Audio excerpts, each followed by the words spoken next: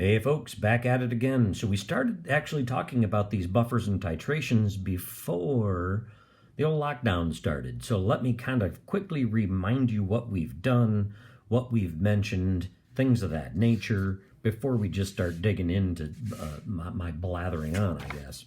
So if you remember on page 9, we talked about using some of these terms, talked about what exactly we mean by the titrant, and you've carried out several titrations since Honors Chem and through the first 2 tries of AP Chem. We've done a handful of titrations. So the solutions that we put into the burette are called titrants. The solutions we put into the flask, we refer to those as the samples. And so we've already talked about some of these titrations. You've already carried out some titrations. We've already done a bunch of the calculations and pointed out some of these things. So now we just kind of want to wrap this up a little bit and then get into details about how do we read a titration curve, what can a titration curve do for us, and what can it tell us. So some terms I've already pointed out. Remember the term we pointed out here, the term equivalence point. And at the equivalence point, that's a very important point that you know something about. At the equivalence point, the word equivalent is related to the word equal. So what's equivalent at the equivalence point is the number of moles of acid equal the number of moles of base. And so in this problem that we solved on page 9, we had the strong acid hydrochloric reacting with the strong acid sodium hydroxide. And one of my first questions to you was, well, hey, if that's a strong acid, hey, if that's a strong base, then what is the kind of salt going to be that's produced? And there was a resounding, it's going to be a neutral salt. And so that's why down here in letter D, we really had no calculations to consider. We knew that there was going to be a neutral salt produced. So when the question came up, well, hey, what's going to be the pH? When we mix 30 mils of sodium hydroxide with this 30 mils of hydrochloric, we looked and said, oh, well, you know what? The sodium hydroxide is the same concentration as the acid. The volume of acid was 30. The volume of base is 30. Therefore, we're at the equivalence point. We just used logic to get us to that point. And so knowing that the moles of acid equal the moles of base, because it's the equivalence point, then the pH has got to be 7 because we're producing a neutral salt. So let's formalize some of those terms I've thrown at you already. And so I think I've mentioned all of this. We'll talk about indicators more thoroughly. So at this point in the game, you can just pretty much cancel that out. The equivalence point, however, is the point in the titration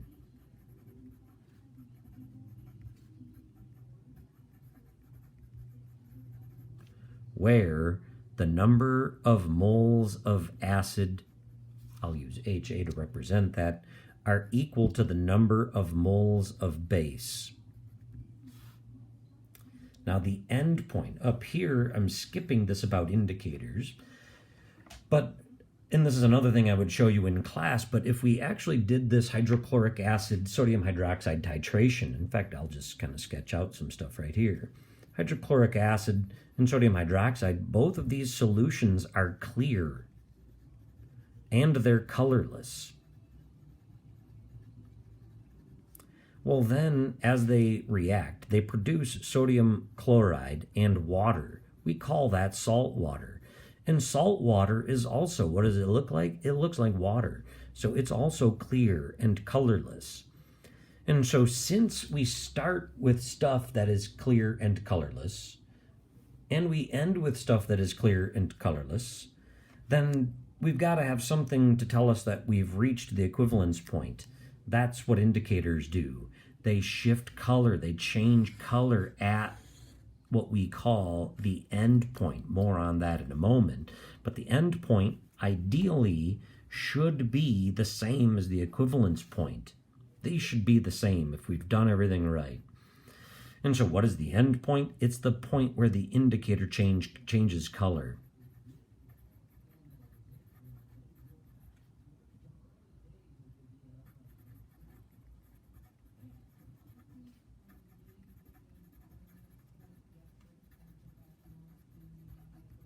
Right? So back when we were looking at, and by the way, I'll put the link to this simulation up. I would recommend looking at it. It'll help you understand things better, but we've got more to do to talk about titrations anyway. But anyway, So as we're doing this titration, how would we even know we're at the equivalence point? In the titration, you would have put the indicator mixed into your sample, and the indicator would cause a color change to occur in that sample indicating that now you're at the equivalence point. And we've got equal moles of acid and base, hence this term equimolar. So then we looked at what the titration curve might look like. And so we apparently did not label that, which it's now time, but that right there is called the equivalence point. Just to point out, it actually doesn't matter on this particular problem, but notice it took us 30 milliliters of sodium hydroxide to get there. And so we have another point. Well, if 30 mils got us to the equivalence point, dumb question, but what's half of 30? Isn't that 15? And so if 30 mils gets us to the equivalence point, then 15 mils would get us halfway there. This point on the titration curve, we have a name for that also. In this particular problem, it doesn't matter, but I might as well throw the term around at you. If 30 mils gets us to the equivalence point, and 15 mils gets us halfway there, we refer to that point as the half equivalence point. Has pretty much no value in a strong acid, strong base titration, but we'll end up looking at how it's used and applied in some other problems in a moment.